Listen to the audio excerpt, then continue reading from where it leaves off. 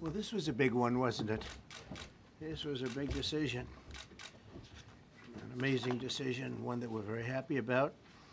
This morning, the Supreme Court has delivered a monumental victory for the Constitution, the separation of powers, and the rule of law in striking down the excessive use of nationwide injunctions to interfere with the normal functioning of the executive branch. The Supreme Court has stopped the presidency itself. That's what they've done. And really, it's been an amazing period of time this last hour. There are people elated all over the country. I've seen such happiness and spirit. Sometimes you don't see that, but this case is very important. I was elected on a historic mandate, but in recent months we've seen a handful of radical left judges effectively try to overrule the rightful powers of the president to stop the American people from getting the policies that they voted for in record numbers. It was a grave threat to democracy, frankly, and instead of merely ruling on the immediate cases before them, these judges have attempted to dictate the law for the entire nation. In practice, this meant that if any one of the nearly 700 federal judges disagreed with the policy of a duly elected president of the United States, he or she could block that policy from going into effect or at least delay it for many years, tie it up in the court system. This was a colossal abuse of power which never occurred in American history prior to recent decades. And we've been hit with more nationwide injunctions than were issued in the entire 20th century together. Think of it, more than the entire 20th century, me. I'm grateful to the Supreme Court for stepping in and solving this very, very big and complex problem, and they've made it very simple. I want to thank Justice Barrett, who wrote the opinion brilliantly, as well as Chief Justice Roberts, and Justices Alito, Gorsuch, Kavanaugh, and Thomas. Great people. Thanks for this decision, and thanks to this decision, we can now promptly file to proceed with numerous policies that have been wrongly enjoined on a nationwide basis. And some of the cases we're talking about would be ending birthright citizenship, which now comes to the fore. That was meant for the babies of slaves. It wasn't meant for people trying to scam the system and come into the country on a vacation. This was, in fact, it was the same date, the exact same date, the end of the Civil War. It was meant for the babies of slaves, and it's so clean and so obvious. But this lets us go there and finally win that case, because hundreds of thousands of people are pouring into our country under birthright citizenship, and it wasn't meant for that reason. It was meant for the babies of slaves. So thanks to this decision, we can now promptly file to proceed with these numerous policies and those that have been wrongly enjoined on a nationwide basis, including birthright citizenship, ending sanctuary city funding, suspending refugee resettlement, freezing unnecessary funding, stopping federal taxpayers from paying for transgender surgeries, and numerous other priorities of the American people. We have so many of them. I have a whole list. I'm not going to bore you, and I'm going to have Pam get up and say a few words, but there's really, she can talk as long as she wants, because this is a very important decision. This is a decision that covers a tremendous amount of territory. But I want to just thank again the Supreme Court for this ruling. It's a giant. It's a giant. And they should be very proud, and our country should be very proud of the Supreme Court today. And with that, I'd like you to listen to the words of Pam Bondi. She's an incredible Attorney General. We're very proud of her. And as you know, Todd Blanche is with us, and we have so many others that worked on this case and other cases. And I think they're doing a great job. Pam, please say a few words. Thank you, President Trump. Thank you for fighting for all Americans. Americans are finally getting what they voted for. No longer will we have rogue judges striking down President Trump's policies across the entire nation. No longer. Today, in the 6-3 opinion, Justice Barrett correctly holds that the district court lacks authority to enter nationwide or universal injunctions. These lawless injunctions gave relief to everyone in the world instead of the parties before the court. As the Supreme Court held today, they turned district courts into the imperial judiciary. Active liberal judges have used these injunctions to block virtually all of President Trump's policies. To put this in perspective, there are 94 federal judicial districts.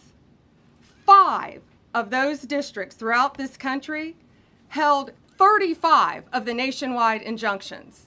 Think about that. 94 districts, and 35 out of the 40 opinions with nationwide injunctions came from 5 liberal districts in this country. No longer. No longer.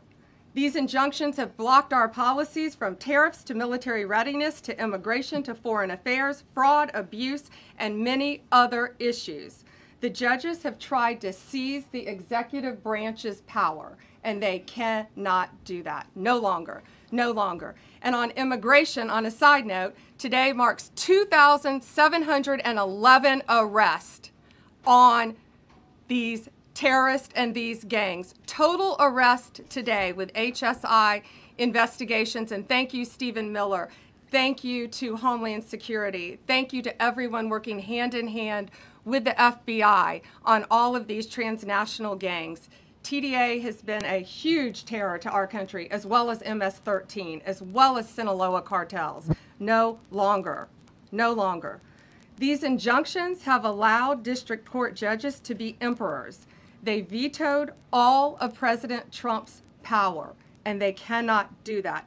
This has been a bipartisan problem that has lasted 5 presidential terms, 5 different presidents, and it has ended today. We will continue to fight for President Trump's policies. I want to thank the Office of White House Counsel, Dave Warrington. You and your staff have been incredible. Our Solicitor General's office, John Sowers, Sarah Harris, and Todd Blanche and Emil Bovey. Todd's going to say a few words because we've had another major ruling today on transgender books and some other great wins that we've had. But no longer will they have this power in our country. It is the president's authority under his executive branch to do everything to fight for the American people, and he will continue to do that. That's why he was overwhelmingly elected. Thank you. Thank you. Today's a great day for the rule of law. It's a great day for the Justice Department, and it's one that's been a long time coming, and one that every American should have been waiting for with bated breath. And so I echo what the President said and Attorney General Bondi, that the Supreme Court did a great thing today, not only for this administration, but for every American in this country. If not for the injunctions case, we would be here talking about another great decision that came down today, the trans books case, which restores parents' rights to decide their child's education. Seems like a basic idea, but it took the Supreme Court to set the record straight, and we thank them for that. And now that ruling allows parents to opt out of dangerous trans ideology and make the decisions for their children that they believe is correct. And so we thank the Supreme Court for that. There's been multiple decisions over the past several weeks that just show why this nationwide injunction ban had to happen. For example, what I mean by that is local district court judges issuing decisions that are clearly contrary to law just because they don't like the policy of President Trump. And when it gets to the Supreme Court has to correct it. But that takes time. The Attorney General thanked our lawyers, and I'll do it again. Our lawyers are working 24 hours a day, 7 days a week to fight these injunctions and to emergency appeals, emergency stays, going back to the district court judge, asking them to change their view. And so their hard work is really paying off today, but over the past few weeks. We had a stay of an order that prevented DHS from moving aliens to a third country. We had a stay of an order that stopped the Department of Defense from implementing military readiness, the EO that President Trump signed. We had another stay of an order forcing reinstatement of fired executive branch employees entirely within the President and Article 2, his right to do. We had a stay of, as you all know, of numerous DOJ cases. And again, every one of those stays requires a tremendous amount of work and effort by the lawyers and the parties involved, and they should be doing other work. They should be doing the work that the President and this administration demands and has a right to demand, and not fighting these local judges who don't make decisions based on the law. They make decisions because they just simply don't agree with the administration's decision about a policy, and that's wrong. Thank you. Any questions? Yes, for Pam, please. Go ahead. Sure. Thank you, Madam Attorney General. So as you know, the Supreme Court did not rule on the underlying constitutionality of the President's birthright citizenship order. So what is the plan now? Are you going to try to implement the EO just in states where there isn't a legal challenge? Yes, so birthright citizenship will be decided in October in the next session by the Supreme Court, unless it comes down in the next few minutes. I guess it could come down. I think they're still deliberating right now on some cases. As you heard, we just got transgender books, which is a huge win. But most likely, that will be decided in October in the next session. However, it indirectly impacts us because, as you correctly pointed out, if there's a birthright citizenship case in Oregon, it will only affect the plaintiff in Oregon, not the entire country. So yes, it's indirectly, but that's pending litigation, and we're waiting on that in the next term. And how concerned are you that the Supreme Court will come back and determine that the executive order is unconstitutional? Oh, we're very confident in the Supreme Court. But again, it's pending litigation, and that will directly be determined in October, but it indirectly impacts every case in this country, and we're thrilled with their decision today. Peter. Madam Attorney General, thank you for being here to take our questions. A couple questions to the both of you. The EO had a 30-day grace period before it goes into effect. Is there any thought about trying to make it effective immediately within that period of time? We're going to follow the law. We're going to make those decisions, and we're going to do what's right in the bounds of the law. And then the DOJ didn't ask the justices to rule on the merits of the birthright citizenship ban. Just for explanation purposes, why? Sure, because that's going to come down in October in the separate. This was huge because it's indirectly impacted today. As I said, it's case by case. Let me reiterate, of the 35 of the 40 nationwide injunctions filed against this president, against his executive authority as President of the United States, 35 of them came from Maryland, D.C., Massachusetts, California, Washington. I mean, that's crazy. These 5 districts. So yes, it indirectly impacts us. It will be a separate decision in October. Next question. Thank you, Mr. President. A question for you, sir. Do you believe this ends the power of the lower court judges to stop your agenda? Do you see this as a full green light for your agenda going forward? Well, you'd have to really speak to the lawyers about that. But this is really also a decision based on common sense. It didn't work the other way. It was a disaster where somebody from a certain location in a very liberal state, or a liberal judge, or a liberal group of judges could tie up a whole country for years, because their decision would sometimes take years to overturn. We've overturned many of the decisions, but it would take years to do it. And we have to act quickly when it comes to illegal immigration. We have murderers, killers, we have drug dealers, we have what they've allowed to come into our country. Should never be forgotten. It should never be forgotten what they've done to our country, and we have to be able to act very quickly, and we're going to do that. Thank you. Justice Amy Coney Barrett, sir, I know that you praised her and her opinion here in this case. She has taken some heat, though, from some of your supporters who have labeled her weak, a squishy, a rattled law professor. What is your take on that? I don't know about that. I just have great respect for her. I always have, and her decision was brilliantly written today. From all accounts, yeah. Transgender rulings, Mr. President. What would you say to Americans who fear that this is more and more concentration of power in the White House and the executive? Well, this really brings back the Constitution. This is what it's all about, and this is really the opposite of that. I mean, the question is fine, but it's the opposite. The Constitution has been brought back. Thank you so much, President Trump. Illegal crossings in the border are 0 now. 0. Does everyone hear that? 0. Trump 2028! Do you intend, President Trump? Who's that guy? I like him. He's working the cameras. With this new reality, President Trump, in the border, do you intend to engage personally with leaders from South America, not only Central America, Sure. in order to I do tackle that this anyway. situation situation in I a do that regional anyway. way, and if you have a perspective of meeting some presidents from South America, as Brazil, for example. Well, you should, as an example, not South America, but NATO over the weekend. Yeah. They have great respect for our country now. They did things that nobody thought was possible.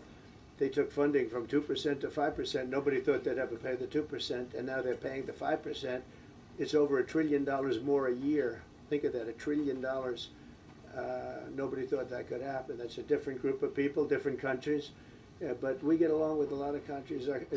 We are respected again. Our country, the U.S., is respected again. Was not respected 6 months ago, I can tell you. Can we ask about the big beautiful bill, sir? Yeah, go ahead, please. Yeah, Mr. President, you have a deadline coming up on trade in 2 weeks.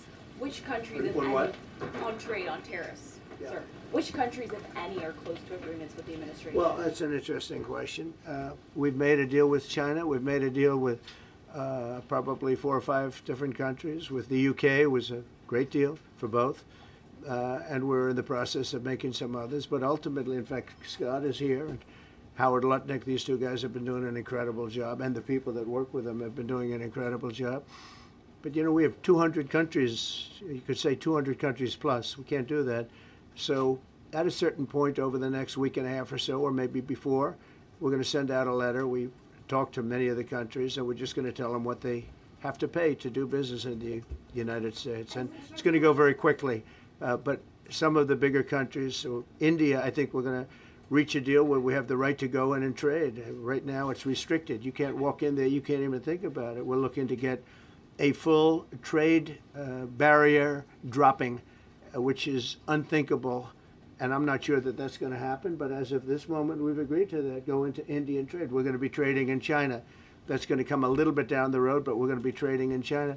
We have a lot of great things going, and we're getting along with countries, but some will be disappointed because they're going to have to pay tariffs. And we've taken in already hundreds of billions of dollars in tariffs.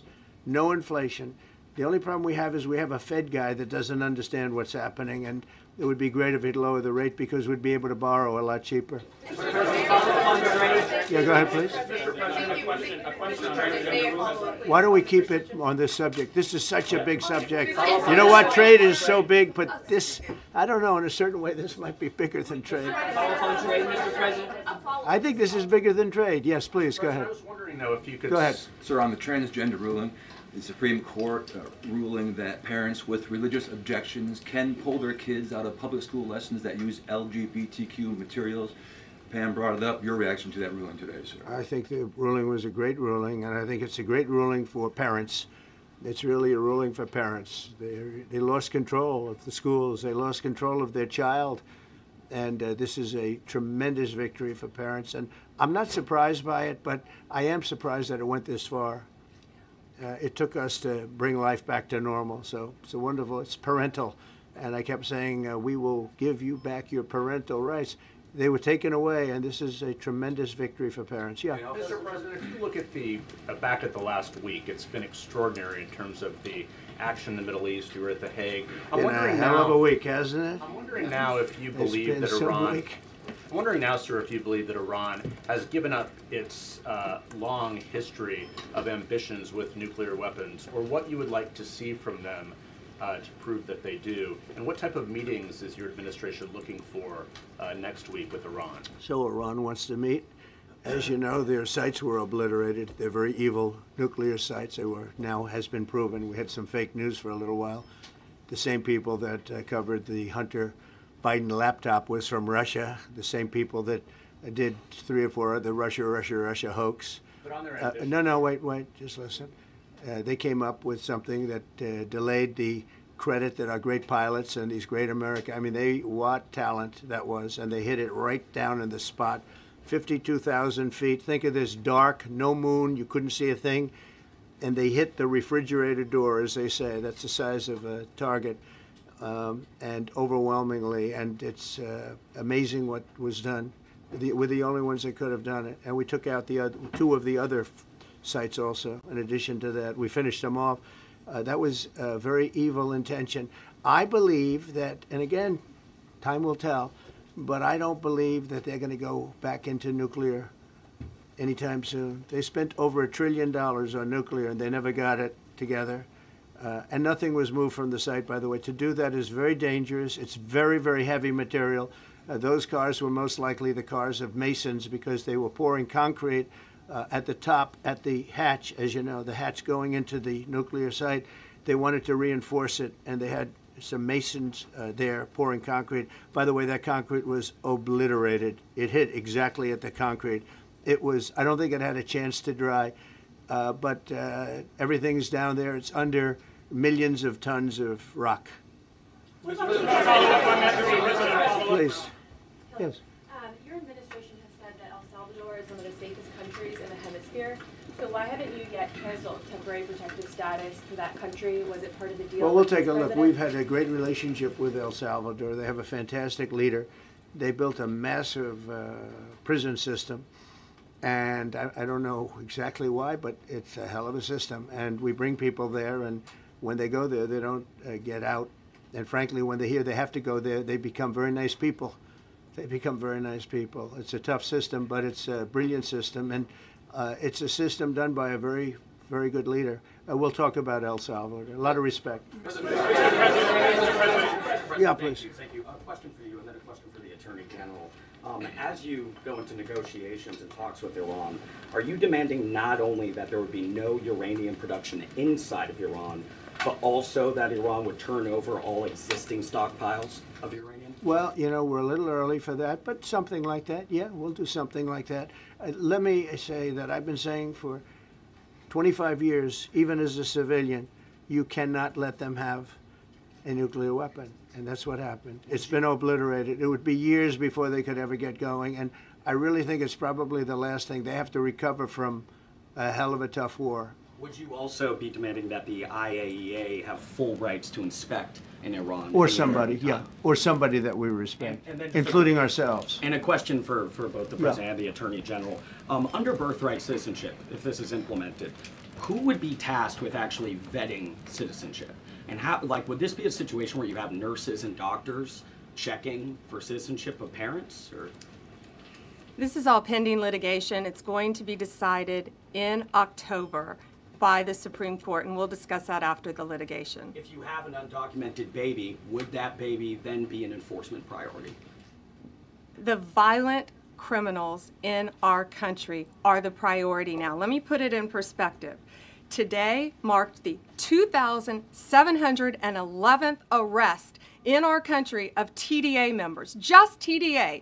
Everyone in this room agrees they are one of the most violent criminal organizations in the world.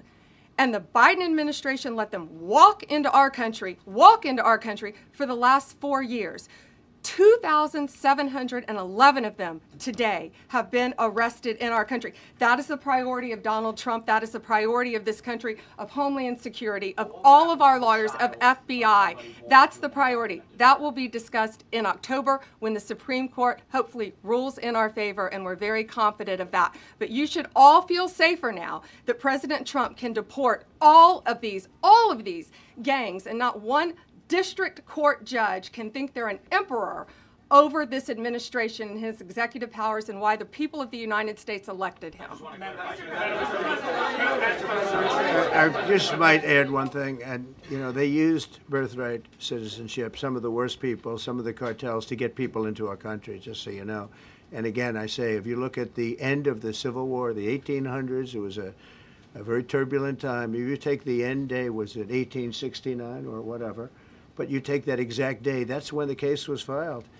And the case ended shortly thereafter. This had to do with the babies of slaves, very, very obviously. And I think we're going to win. People didn't, I don't think they went about discussing it right. I came along and we looked and we said, wait a minute, this is wrong. We've been looking at birthright citizenship wrong for years, but they've used it. The cartels have used birthright citizenship to get very bad people in, and what Pam's doing and what Todd and everybody else, what they're doing at DOJ and all over, FBI, ICE, Border Patrol, these are incredible people.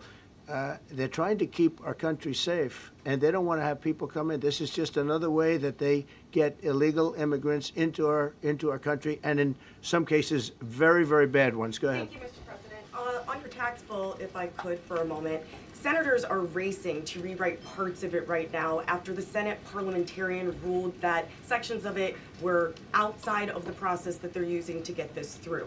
Do you think that senators should respect the decisions of the parliamentarian? And what have you personally done in the last 48 hours to try and get Republican senators who are against the bill to a yes? Well, look, it's a great bill.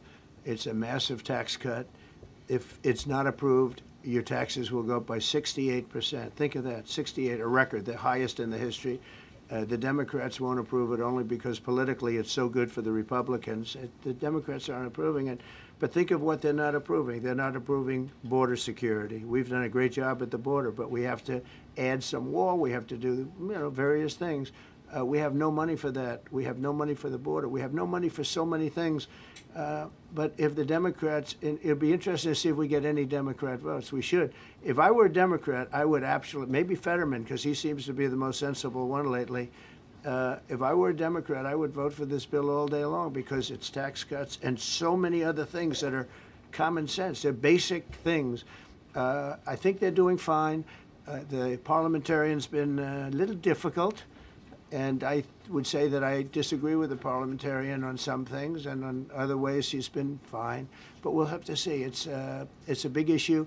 I will tell you this: if that bill doesn't pass, the country will get a 68% tax increase. So think of this: you're a Democrat and you vote against it. That means you're voting in favor, because essentially you're voting in favor of the largest tax hike in the history of our country.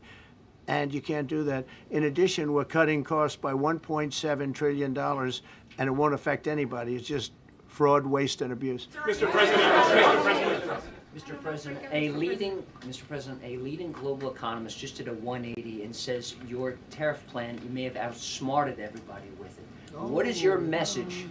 I love this. I love this question. This is the favorite. This is the best question I've ever been asked, because I've been going through abuse for years on this. Because as you know, we're taking in hundreds of billions of dollars, no inflation whatsoever. But Mr. President, what is your message to critics who think your tariff plan will cause a recession? I think they should go back to business school. It's so obvious. It's so obvious. I mean, we're taking in billions and billions of dollars from China and a lot of other countries. We took in, I had a call from somebody in the House and a high official. Sir, we have a problem. We don't know what to do. The books are a mess. I said, what do you mean by the books? The books, the money coming in. It's so terrible. I figured, oh boy, what's this? I don't like this question. I said, so what seems? There's so much money coming in, and there must be some kind of an accounting mistake, because we have hundreds of billions of dollars more money than we thought. I said, do me a favor, go check call me back. You have to call me back. Check the tariff column. He calls me back 2 hours later, says, you're right. We took in $88 billion in tariffs. They have so much money coming in. But more important than the money coming in, we have companies coming in, factories coming in, auto plants being built. AI is being built here instead of being built all over Europe and Asia. We have all of it. We have over $15 trillion, just about, Scott. I think we're right about that number. We went to Saudi Arabia. We went to Qatar, we went to UAE, very smart people, very smart leaders, great leaders, and we took in $5.1 trillion just there. Without the tariffs, I mean, they also liked a thing called November 5th, November 6th, and November 7th. That was a very good little period of time. It's called the presidential election. You know, you used to have one-day election, now you have it go over it, but even if you just took that little period, because it was pretty obvious it was going to be a landslide, and they like that, but they love the tariffs. I had Texas Instruments come in the other day, big company, and he said, we're putting in $60 billion into new plants and new equipment, new everything. Sir, you're going to keep the tariffs, aren't you? Because if I ever took the tariffs off, and we are going to absolutely keep it. And they're worried that somebody that, like this communist from New York, someday gets elected. I can't believe that's happening. That's a terrible thing for our country, by the way. He's a communist. We're going to go to a communistic state. That's so bad for New York. But the rest of the country is revolting against it. But if somebody got elected, they're afraid that if this was taken off, well, we're going to guarantee it's never going to be taken off. And again, we're taking in think of this, hundreds of billions of dollars. And they were all confused because they've never seen this before. You know, it's always the other way. We don't have enough money. So much money is coming in at levels that nobody's ever seen. But most importantly, we have factories being built, car plants being built, companies moving to our country like never before. If you look at 15 trillion, and that's only in a few months, you know, I haven't been here that long. Presidents like the last one was a disaster. He's the worst president in the history of our country, by the way. What he did on our border can never, ever be forgotten. To me, that's the worst of all the things, and he's done some terrible things, grossly incompetent. Nobody knew it was him, because I don't think it was him. I think it was whoever was controlling the auto pen. But our country is doing great. And those leaders and other leaders, I just left, as you know, a large group of the most highly respected people. And that includes big countries. When you look at Germany and France and Spain, although Spain didn't come through, but they will. By the way, guaranteed they will. That was the only country that sort of tried to hold back on putting up the money.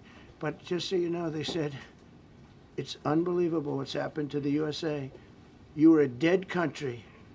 We didn't respect the country, the leader. You were dead as a doornail.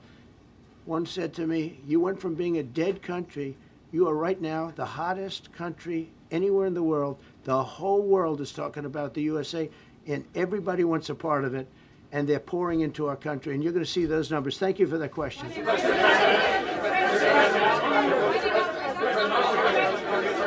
Yeah, go ahead, please. Thank you, Mr. President. I have a question about trade. Secretary Bessent has said that he hopes tariff deals with major partners will be done by Labor Day. So if some deals are not done by your July 9th deadline, will some countries' tariffs go back up, or will they stay where they are now? Well, there's some countries that are used to ripping us off, to be honest with you. And I don't want to name them, but you sort of can name them. And they're so used to just, you know, taking it billions and billions of, look, we had a trade deficit of more than $1 trillion. Think of a trillion, a trade deficit. That's because nobody cared. We cared a lot when, you know, I took in hundreds of billions of dollars in tariff. We had the greatest economy in history up until now. I think we're going to blow it away. But during my time, and especially prior to COVID, we had the greatest economy in the history of our country. I think we're going to blow it away now based on the kind of numbers that we're seeing. But some countries are very angry because they've been ripping us off for years. They've been making billions and billions of dollars. There was nobody to negotiate with. They could do whatever they want. They charged us tariffs, by the way, at numbers that we've never seen before. And we ended up losing much more than $1 trillion a year. $1 trillion a year on trade.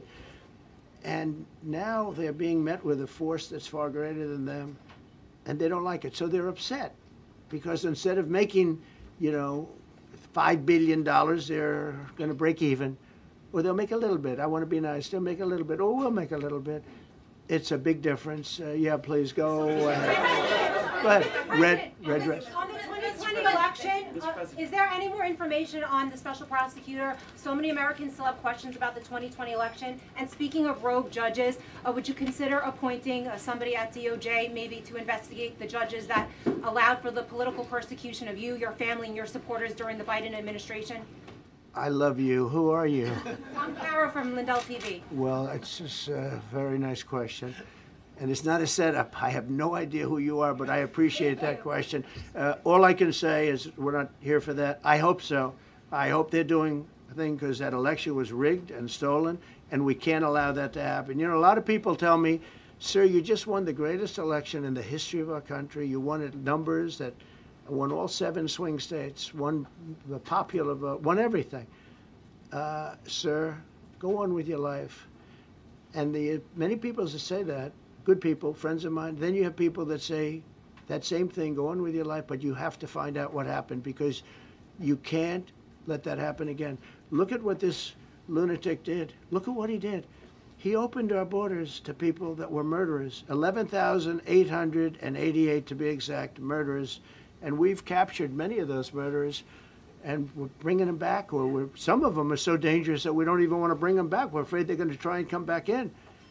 But he allowed people to come into this country, people from mental institutions, insane asylums, that's a mental institution on steroids, people from mental institutions, gang members, drug dealers, people, jails, being emptied out into our country. Venezuela emptied out almost its entire prison population into our country. But I don't want to blame them. Many countries have done that. The Congo, you know, we have a great press conference coming up later, and it's the Congo and Rwanda. You know, they were fighting for years, and it was machetes, it was vicious, it was as vicious, people's heads being chopped off. And I have a man who's very good in that part of the world, very smart, and put them together, and we're signing a peace treaty today. First time in many years they're going to have peace, and it's a big deal. You know, we talk about Russia, and we're working that one. President Putin called up, and he said, I'd love to help you with Iran. I said, do me a favor, I'll handle Iran. Help me with Russia. We got to get that one settled. And I think something's going to happen there. But we did some great work. India and Pakistan. That was going to be maybe nuclear. We did that. We did a lot of work. I don't know if there's ever been a president that's done much more. Serbia, Kosovo was going to go at it. Going to be a big war. I said, you go at it. There's no trade with the United States. They said, well, maybe we won't go at it. That's what happened with India and Pakistan. I was negotiating with both of them, and I said to Scott, I said to Howard, cancel all deals with India and Pakistan. They're not trading with us because they're in a war. They called back, what do we do? I said, look, you want to have trade with the United States, it's great. But you want to go and start using nuclear weapons on each other? We're not going to allow that. And they both agreed. Both have great leaders. They both agreed not to do it. So we did a lot, but I appreciate that question. Sir, on peace deals, can I follow up with you? Sir, can I follow up on peace deals? Thank you so much. Thank you, Mr. President. Thank you, Mr. President. I was just speaking with Senator Ron Johnson on the One Big Beautiful Bill, and he says he really wants to get to yes for you and get this accomplished. He does. He's a good man. But he also said that he needs more time, and he is not certain that the July 4th deadline is well, possible. Then he's not such a good man. Because there's too much work to do. He's a good man. Ron Johnson's doing a good job. He's very committed. Every Republican senator is committed.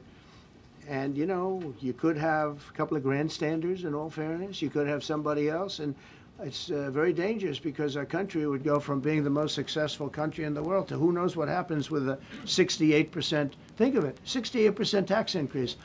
That was given by the Democrats because they like high taxes. I don't know what happened. You know, all my life, I'd grow up and I'd watch politicians talking. I'd say, oh, that's fun. And they were always saying, we will cut your taxes. We will cut your tax. I never heard it. They say, we will raise your taxes. And they elect people like this guy in New York that maybe has a chance. I find it hard to believe, but he maybe has a chance. They want to raise your taxes. So they want to see a 68% tax increase. That's more money than anybody could afford. You'd go into a depression if that ever happened. So I think there's a lot of pressure to get that approved. President Trump, how important is the July 4th deadline to you? If it's important. It's not the end all. It can go longer, but we'd like to get it done by that time, if possible. And look, we have a lot of very committed people, and they feel very strongly about a subjects that you're not even thinking about that are important to Republicans. The problem we have is that it's a great bill.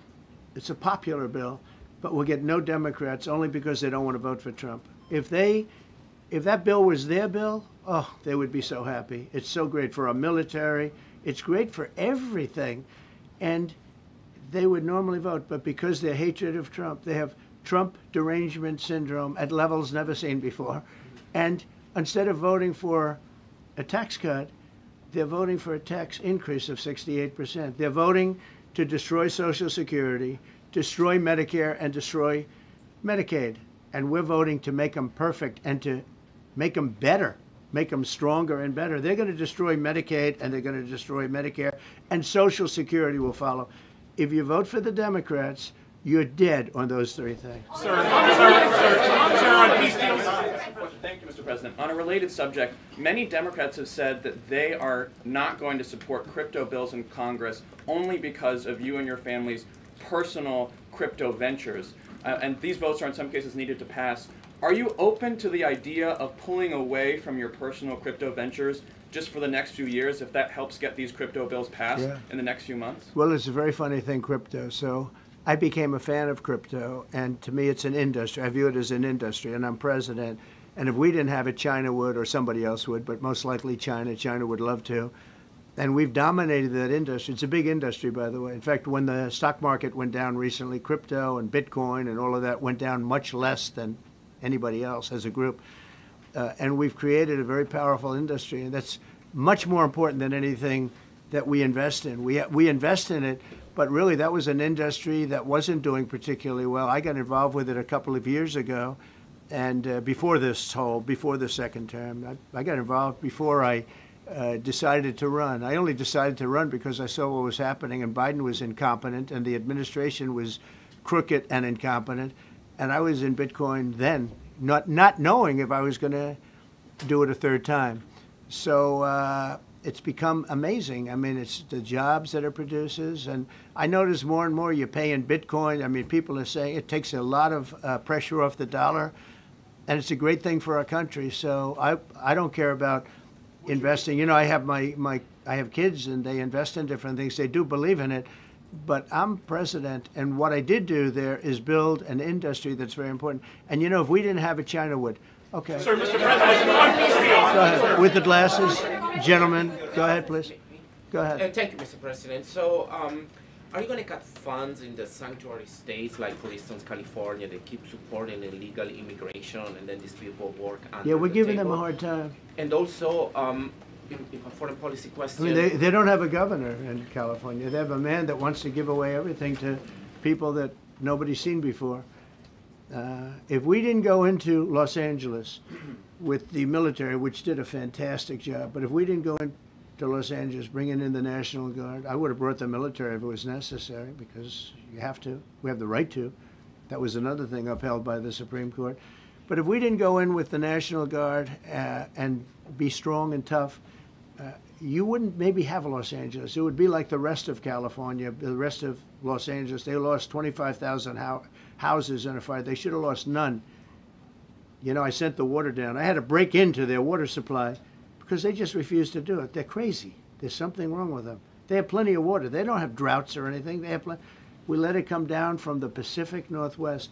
They routed all the water out into the Pacific Ocean for environmental reasons, okay? And now you have 25,000 houses, none of which would have burned down if you had the water. They didn't have water. They didn't have water for the fire pumps. They didn't have water in the sprinkler systems that people put in. So the answer is we're going to work with governors. We're going to work with radical left Democrats and Democrats, and we're going to make it good for everybody. We'll have to stop the crime in those, in the case of the cities, I think I can say just about all cities with heavy crime are run by Democrats. Go ahead. 11 lies. Yeah, with the glasses. I'm with you. Go ahead, yes. Yeah, go, no, the man behind you, yeah, please. President Trump, Anthony Mashak from Anthony, Lebanon. I want to ask you regarding the threats posed by Iran's allies and proxies operating in the U.S. They were threatening your life. So what do you say about that? And regarding the Lebanon, because Hezbollah is as well part of Iran's allies, is there any time frame in Lebanon regarding disarming Hezbollah in Lebanon? Yeah, Lebanon is a great place with brilliant people. You know, it was known for the professors and doctors and had an incredible history. And hopefully we can bring it back again. I just appointed a friend of mine who's Lebanese, and I didn't know he was Lebanese. I've known him for 20 years, very, very successful man. And I just appointed him. And I said, why would you want that? He said, because I was born there, I was raised there, I love it. I love it so much. I said, you know, it's very dangerous going to Lebanon as ambassador. And he said, that's what they say, but I don't care about danger. I mean, this is a guy that is just a very big business guy. He wants to give up his whole life to go to Lebanon because he believes in it so much. We're with Lebanon all the way. We'll try and straighten it out. Action. Threaten my life? Yeah, they have threatened. I get that throbbing feeling every once in a while. Get that throbbing feeling, but you know what? That's okay. This is a dangerous business. What I do is a dangerous business. You know, I tell the story of the car companies and different people in different professions you have. Race car drivers, as an example. 1/10 of 1% die. Bull riders, 1/10 of 1%. That's not a lot, but it's people die. When you're president, it's about 5%. If somebody would have told me that, maybe I wouldn't have run. Okay? This is a very dangerous profession. Yeah, please. By the way, so many questions. Should we keep this going, Pam? Or not? This is the opposite of Biden. Biden would take a half a question and he'd leave without answering it. Go ahead. On Iran. You tell me when it gets boring. Okay. If Iran. Are you from Iran? No, I'm not from Iran. I'm from the UK. But if the intelligence reports conclude that Iran can enrich uranium to a level that concerns you, would you consider bombing the country again? Without question, absolutely. And have you had any conversations? Turned out to be unbelievable.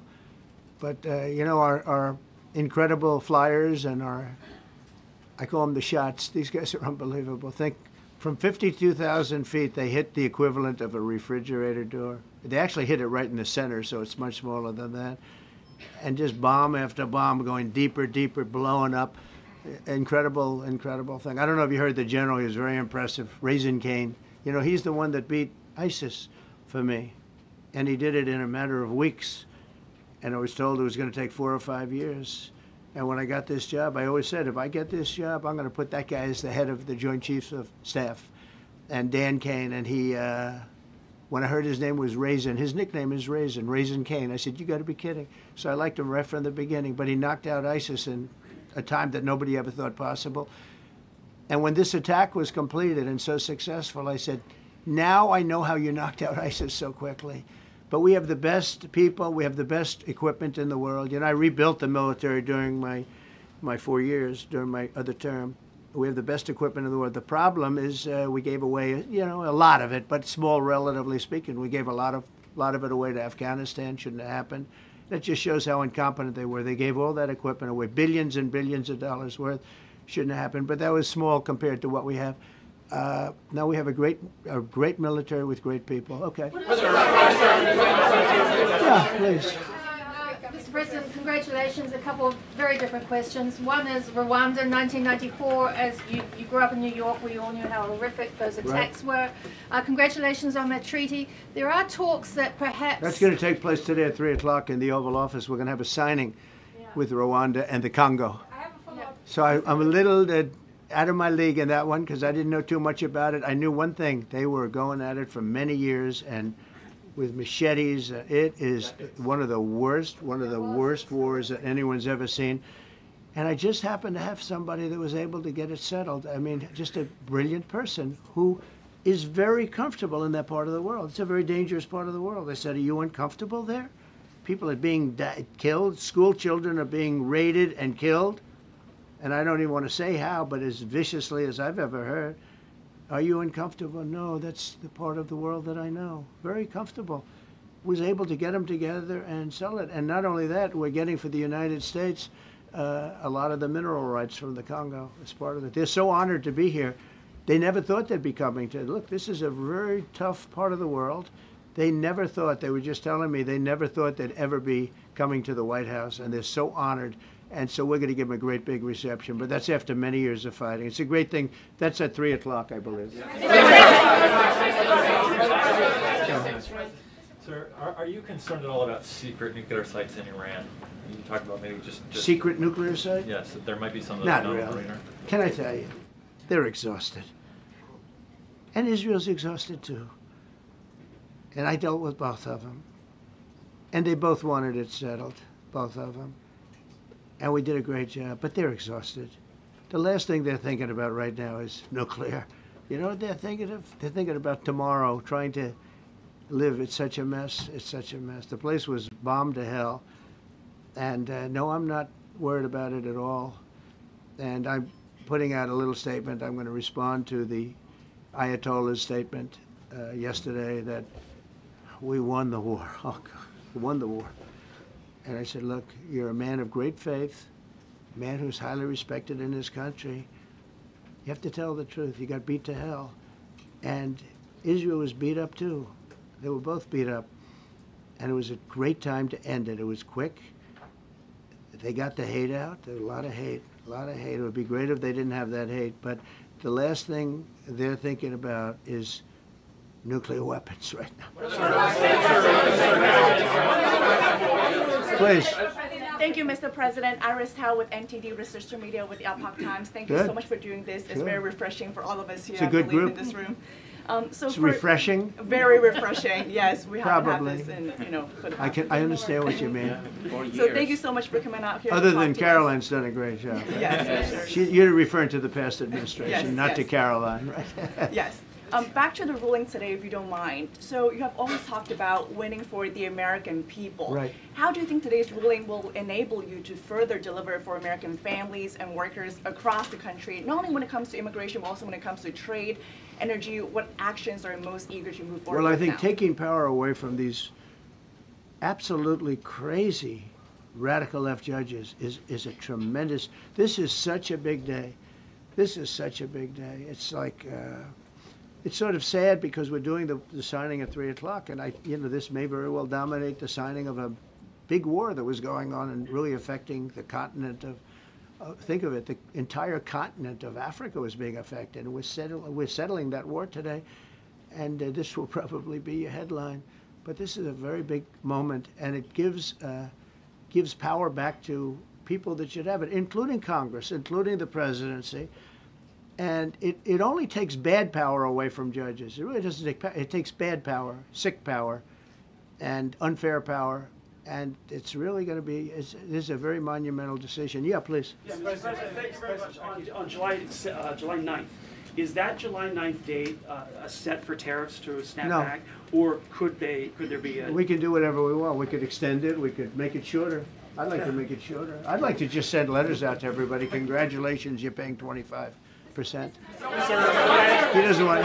He's a much nicer person than I am. Go ahead. You finish it up. Who are you considering for the Federal Reserve then? And are you speeding up that process? I see Secretary. Oh, he's terrible. He's terrible. I mean, I have a list of things. We're like 38 on the list.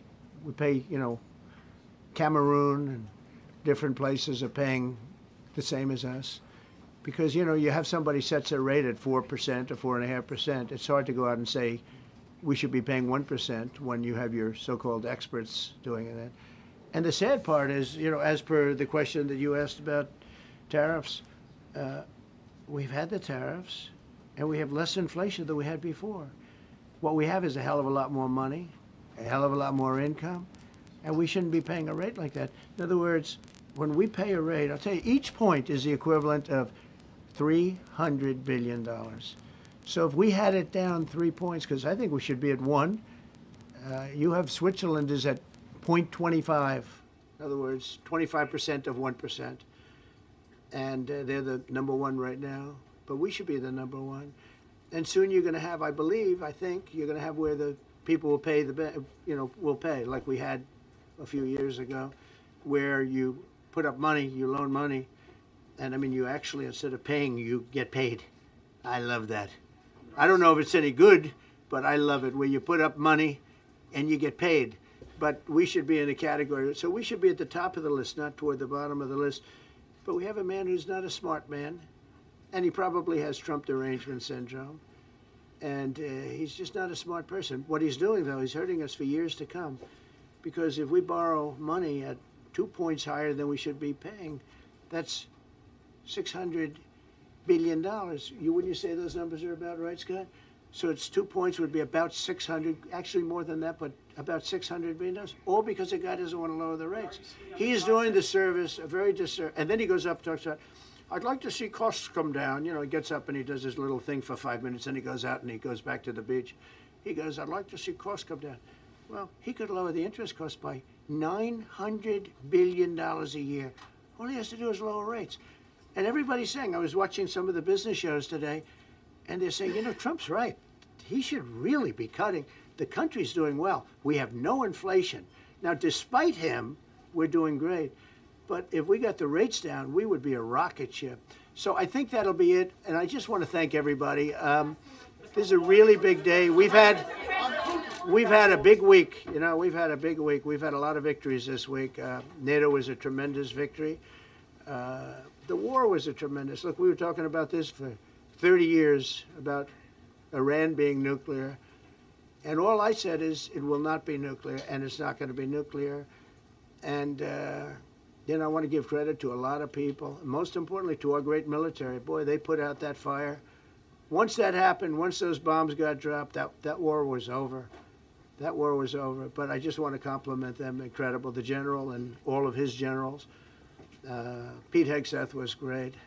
They all. And now I want to compliment Pam.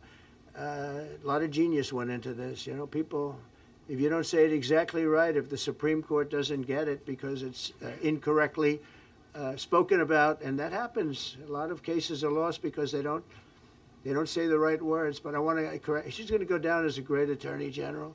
I may change my mind about that. I don't know. Maybe someday I'll have call and say I was only kidding. She's going to go down as a great attorney general. This was a tremendous win, and we've had tremendous wins, but this was a tremendous win today. So I just want to congratulate you and Todd and your whole staff. Very brilliant people, and we can't forget John Sauer. That's right. Who is with.